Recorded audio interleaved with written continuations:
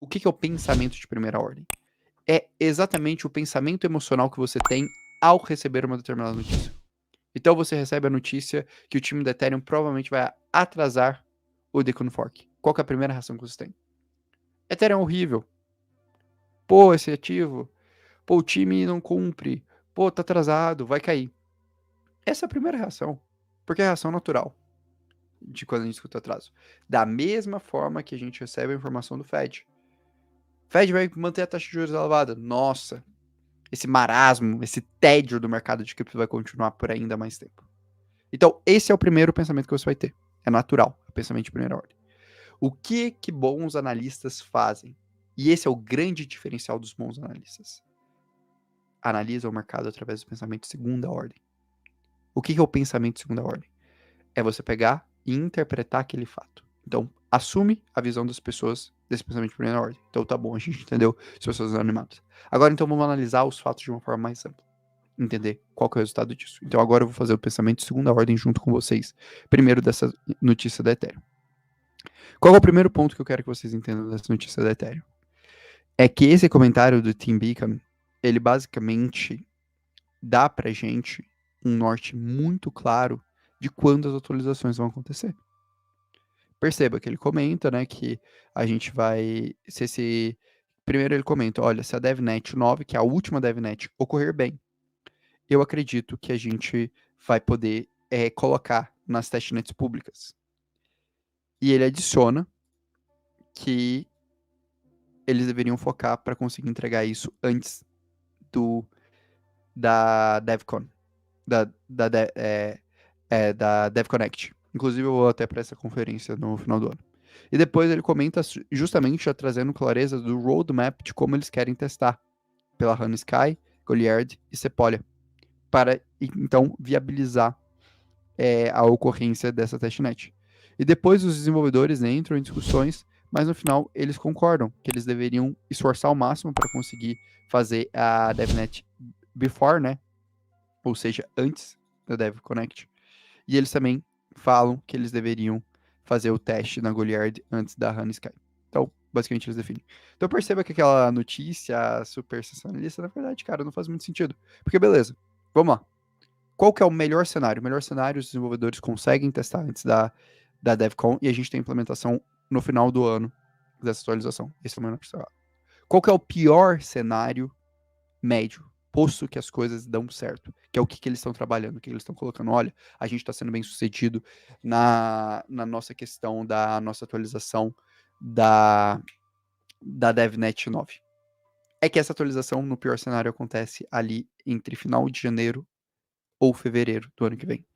Então, isso significa, em outras palavras, pessoal, que até fevereiro a gente vai ter uma redução em 20 vezes do custo de operação dentro das segundas camadas, que é a atualização mais importante de escalabilidade da história da Ethereum. Essa é a informação de verdade. Percebam que essa é a informação de verdade. E aí, quando você vai estudar o Proto-Dunk Shardings, você percebe isso, que isso vai mudar de forma significativa a questão dos rollups, e isso vai trazer uma estrutura que faz mais sentido dentro da dinâmica do Ethereum, e isso pode aumentar ainda a questão de melhoria em termos de aplicações, por conta de também viabilizar todo o crescimento, principalmente da parte dos ZK rollups. E naturalmente isso vai ter um benefício para ativos como Matic, /POL, para ativos como Arbitron, para ativos como Optimistic, e até mesmo para tokens que ainda, para projetos que ainda não lançaram seus tokens.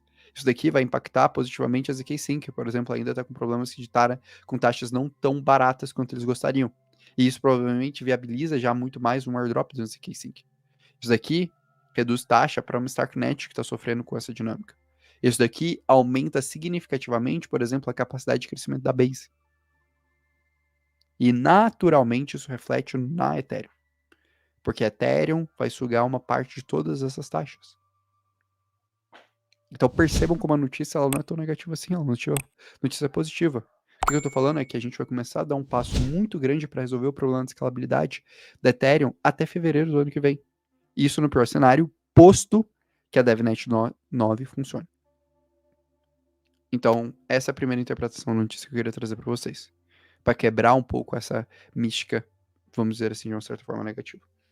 Segundo ponto que eu queria trazer para vocês é como a infraestrutura do mercado de cripto mudou de forma drástica em 2023. A gente coloca 2023 como esse ano parado, esse ano sem mudança, esse ano sem atualização. Mas vamos lá, vamos até aos fatos. Em agosto, 7 de agosto de 2023, a PayPal lança sua stablecoin. O que isso significa, pessoal? Isso significa que a maior empresa de processamento de pagamentos do mundo está entrando na corrida de Web3. A maior empresa de processamentos do mundo está reconhecendo o valor de blockchain, está reconhecendo que ela deveria entrar nesse mercado. E ela decidiu fazer uma stablecoin nativa para o ecossistema de Web3. Uma empresa listada na bolsa, no reforço, maior processadora de pagamentos do mundo. Então, na visão justamente de vender, de transferir, de viabilizar todas as estruturas dentro disso daqui. E aqui eles comentam justamente da visão de inovação, da visão de crescimento que eles enxergam para o mercado e essa necessidade de criar essa ponte entre Fiat e o Web3 para os consumidores, marcas e desenvolvedores. Então percebam que aqui, basicamente, esses caras, em outras palavras, estão falando: nós estamos criando um dos prováveis maiores on-ramps, ou seja, maiores estruturas de permitir acesso de capital para o mercado de cripto. Em outras palavras, é isso que o PayPal está dizendo. Esse que é o real significado dessa questão aqui do PayPal. E percebam que eles escolhem um padrão de token ERC20 dentro da blockchain do Ethereum. Então, eles escolhem estar numa blockchain descentralizada e se posicionar para essa questão de estrutura regulatória. E agora, saiu essa semana, dia 20 de setembro, a PayPal vai colocar isso em live para a Venmo. Beleza, Orlando, mas que raio é Venmo? Venmo é hoje o maior aplicativo de pagamento dos Estados Unidos, da parte de pagamentos e investimentos. Então, isso, em outras palavras, é um movimento do PayPal para querer expandir o SDC e criar uma base sólida de clientes nos Estados Unidos. Então, essa talvez seja o grande ponto interessante. E reforço, isso com uma estrutura que eles estão tendo uma infraestrutura regulatória interessante via Nova York dentro dos Estados Unidos e também conseguindo listar em exchanges relevantes como Crypto.com, Bitstamp, Coinbase, Kraken e wallets relevantes como MetaMask, Ledger e Phantom. Além de custodiantes relevantes como Fireblocks, Cropper, Paxos e Fraudify. Então, esse que é o significado. O maior processador de pagamentos do mundo está se posicionando de forma significativa em cripto, investindo muito capital e muito foco nisso. Mas não só isso. Os maiores institucionais do mundo também estão fazendo o mesmo processo. Então a gente tem, naturalmente, BlackRock, maior gestora do mundo, fazendo isso. Investo, um dos maiores assets do mundo, fazendo isso. Fidelity, terceira maior gestora do mundo, fazendo isso.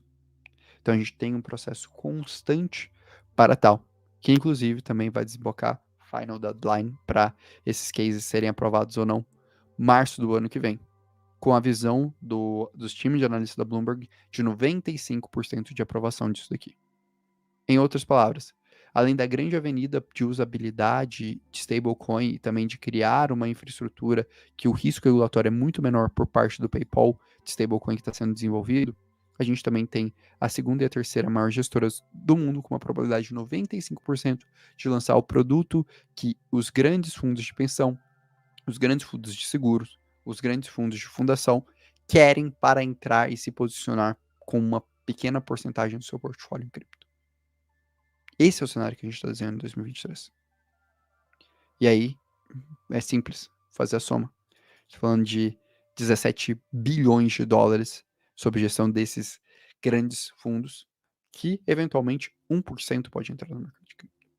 Mas se 1% entrar no mercado de cripto, a gente está falando de 1,7 bilhão. Foi mal. Desculpa. Viajei aqui. 10% não. A gente está falando de 177 milhões de dólares ingressando no mercado de cripto. Se 10%, a gente está falando de 1,7 trilhão de dólar. 1,7 trilhão de dólar hoje é maior do que todo o mercado de cripto. Então percebam o impacto real disso. E aí você soma esse fator ao fator do PayPal, com uma vitória regulatória ainda mais significativa, que foi a vitória recente da Grayscale.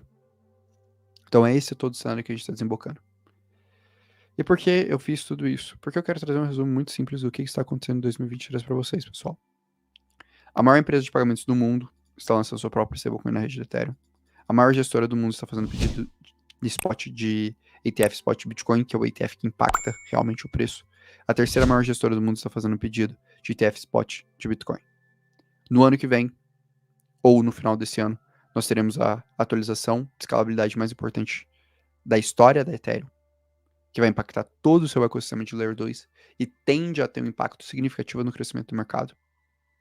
Ao mesmo tempo que nós teremos o ano que, de 4 em 4 anos, o evento de 4 em 4 anos, que é conhecido talvez como o evento de maior marketing, maior alcance do mercado de cripto, que é o halving do Bitcoin. Num contexto em que o mundo está extremamente ansioso com as suas instituições, com a política monetária, com a clareza em relação à dívida, com a clareza em relação ao controle. Por que eu fiz todo esse raciocínio? Para reforçar essa frase que eu abri a live. A diferença entre o mercado ter incorporado, na maioria das vezes, todas as informações, e o mercado sempre incorporar todas as informações, foi o que fez o maior investidor do mundo ganhar 80 bilhões de dólares. Então, a diferença de você agora entender essa dinâmica e conseguir apostar em bons ativos, construir uma carteira sólida e naturalmente com proteção, porque você pode estar errado nas suas teses, é o que pode mudar você ou não de patamar. E você ficar paralisado por uma notícia de que a gente aumentou o gap de oportunidade por conta da taxa de juros um pouco mais elevada por um período um pouco mais longo nos Estados Unidos, somado ao fato de uma mudança de 2 meses, no máximo 3 meses na entrega da atualização do Ethereum, não faz o mínimo sentido. E como você vai conseguir fazer tudo isso? Eu vou trazer esse ponto aqui do Pantera Capital que eu achei fenomenal, que eles comentaram que agora o mercado de cripto está mudando. E a ideia, e aqui né, eles falam justamente isso. Na nossa visão, a indústria está mais madura. E o próximo trilhão de dólares que está entrando no espaço vai ser através dos institucionais alocando em teses que tenham fundamento e que realmente tenham valor. E aí eles comentam justamente o framework que eles utilizam isso. Isso dá o fundamento dos ativos, então tamanho de mercado, competidores, qualidade do negócio, se eles conseguem ter barreiras competitivas, estrutura econômica e como o token captura valor, track record do time, e se o time tem um produto que tenha fit com o mercado e produto e tem capacidade de entrar no mercado com uma gestão de risco clara, então entendendo no que eles estão investindo, tamanho das posições, o que são catalisadores, o que são riscos sistêmicos, o que são narrativas dentro dessa dinâmica, com um acompanhamento claro, através de dados on-chains e através de conversa e acompanhamento com o time. Isso eu fico feliz porque é justamente o que eu ensino pro pessoal do Crypto Pro, acho que o pessoal do Crypto Pro acaba não deixando eu mentir, que é exatamente essas 4 bases de mercado são as bases que a gente utiliza, né, de análise. Análise de mercado, análise de modelo de negócios, análise de tokenomics, análise de time. São as 4 bases. Depois a parte de gerenciamento de risco e acompanhamento. E é o que eu faço de todas as conferências, de buscar estar me posicionando em tudo isso. Então esse é o caminho para conseguir ter um bom resultado no mercado de cripto. Então esse foi o grande motivo que eu abri a live de hoje com esse tema. Eu só queria bater nessa tecla para vocês entenderem que a diferença entre vocês fazerem dinheiro ou não nesse momento de mercado é essa. É compreender que apesar de todas essas informações que eu trouxe aqui para vocês, as pessoas estão receosas. E elas enxergam o ano de 2023 como se fosse um ano horrível. E pelo contrário, ele não é. Se a Polygon fará com a sexy nos meus olhos. Tá aqui. Felipe, primeira pergunta. Orlando, aproveitando o espaço, na sua opinião, a mudança da Polygon foi lá à frente a SEC com bons olhos? Só deixar todo mundo em contexto, né? A SEC classificou o Matic como um token de valor imobiliário lá nos Estados Unidos, e isso teve um impacto negativo agora, o mercado já se recuperou, mas muita gente ainda tem esse receio e vê, enfim, essa atualização da Polygon, se isso vai mudar ou não. Sinceramente, a atualização da Polygon não muda estruturalmente o token Matic. Se a SEC tiver aquela visão, tanto Matic quanto Pool vão ser considerados securities. Eu, particularmente, acho pouco provável. A SEC está perdendo bastante nos tribunais dos Estados Unidos. E uma coisa que a gente tem que entender é que a gente muda de 4 em 4 anos o ciclo da política regulatória norte-americana. Porque a gente vai mudar as cadeiras da SEC, da Comissão de Futuros e Commodities lá dos Estados Unidos, e aí ano que vem vai ser eleição norte-americana. Então provavelmente ano que vem a gente vai ter uma mudança de postura de reguladores e a gente vai ter um lobby muito massivo da indústria de cripto. A indústria de cripto já tem grandes players fazendo esse lobby, talvez um dos caras que mais está à frente isso é o CEO da Micero. Então acredito que a gente vai mudar bastante o contexto dos Estados Unidos, até porque os Estados Unidos estão tomando muita porrada nessa linha, tá bom? Deixa eu ver aqui. Deixa eu ver aqui. Orlando, acho que ainda sai o airdrop. Algum airdrop?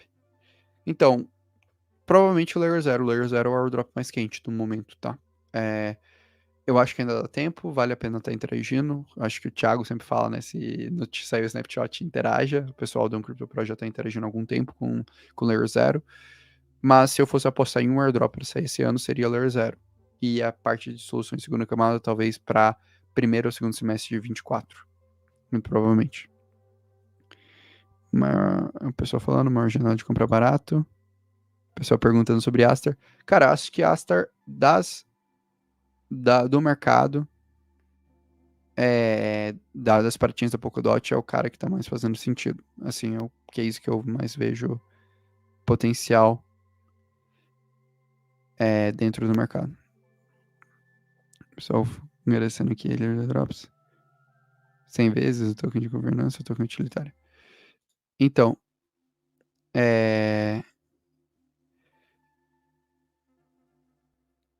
aí, cara, eu acho que dessa questão da ZK Sync é difícil, cara, de cravar qualquer coisa.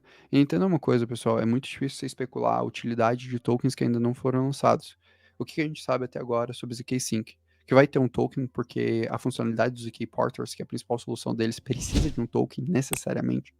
Eles falaram que o token vai cumprir esse gap dos ZK Porters e que é um projeto muito pró-comunidade. Essas são as duas informações que a gente tem da ZK Sync. Mas agora, de forma mais clara, a gente ainda não tem tanta informação dentro de tudo isso, tá bom? Cara, deixa eu ver se tem aqui mais dúvidas. Pessoal perguntando por que Link tá subindo. Cara, Link tá subindo porque em outubro a gente vai ter uma conferência da Link, dia 2 e dia 3, que é a SmartCon. Então, muita gente tá especulando novidades positivas pro case e que isso vai impactar positivamente o preço do ativo. Basicamente é isso. Por isso que o Link tá subindo.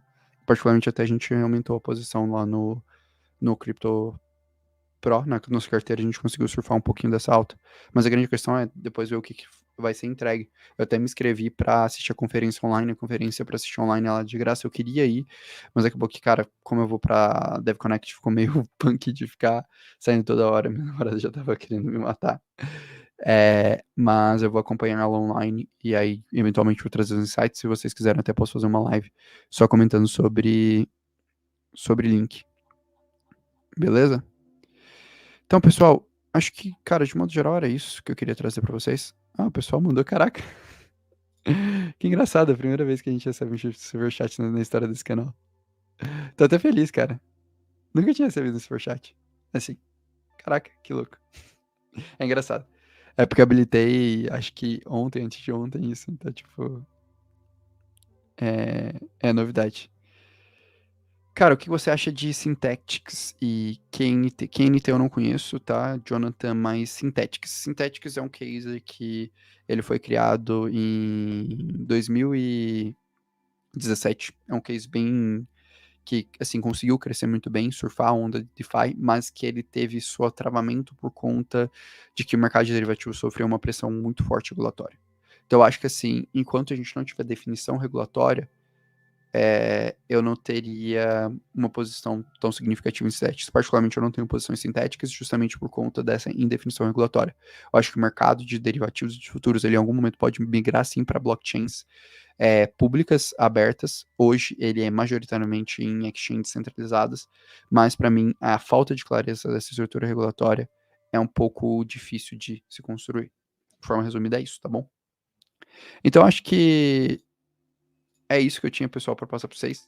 Todos os dias eu te mando um e-mail te explicando tudo o que há de mais relevante no mercado, analisando os principais protocolos, dando dica de airdrops e muito mais. Se você quiser receber meus e-mails diários de forma 100% gratuita, você precisa se inscrever no Crypto Today. Basta clicar no link aqui, que está no primeiro comentário fixado, que você vai ter acesso a tudo isso de forma 100% gratuita. Todas as minhas dicas, todas as minhas visões, acredite. Vai te tomar menos de 1 minuto e você vai ficar à frente de todo o mercado, recebendo as melhores análises que eu vou escrever diariamente e pessoalmente para você. Lembrando que esse vídeo não é uma recomendação de investimento.